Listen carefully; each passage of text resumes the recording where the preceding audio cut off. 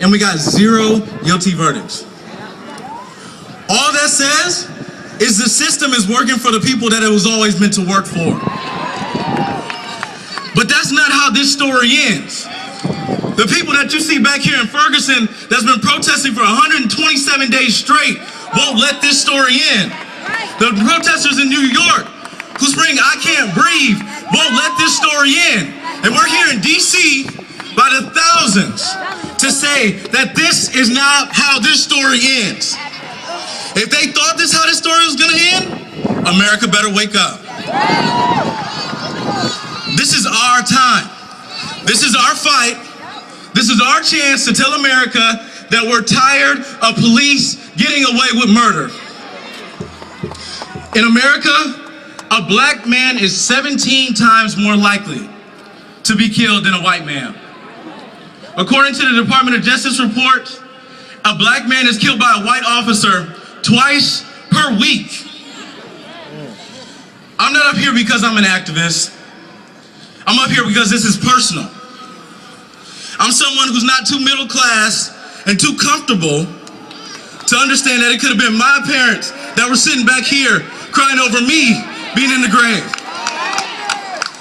I'm someone who can't look at those grieving mothers in their eyes and see the pain and see their grief and not do something about it. Honestly, I could care less about all the media. I could care less about the press. All I want is for this event not to become an annual event. What I've come to realize is that America is really a living, breathing contradiction.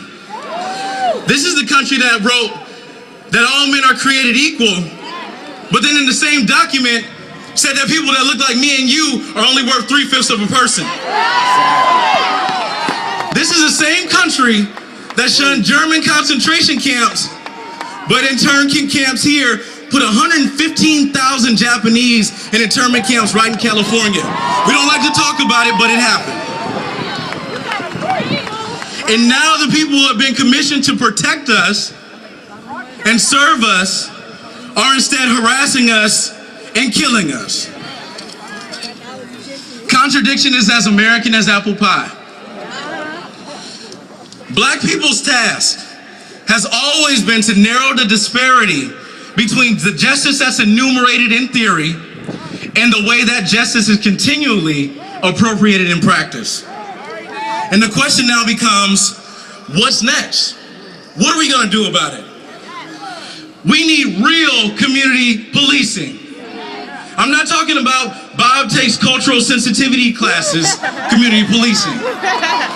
I'm talking about the dude you play basketball with on the court type of community policing. The girl you went to go get your hair done with, community policing. We need police cadet programs that go back into those public high schools, get those kids, and get them to become police officers. That's community policing. There's no better way to get community policing than to get the people from the community to become police. The second thing is we need accountability for these officers who are acting with impunity. I believe the president should expand the Department of Justice to include a division specifically dedicated to deal with cases of police misconduct that result in deaths. That needs to happen. That's something that he can do on his own. You don't have to wait for Congress. You don't have to wait for the House. You can do that on your own. There are things we can legislate, but we ultimately can't legislate people's presumptions and stereotypes. What we need is a cultural shift that identifies black lives as equal to any other life in America. I leave you with a quote. Nobody can give you freedom. Nobody can give you equality or justice or anything. If you're a man, you take it.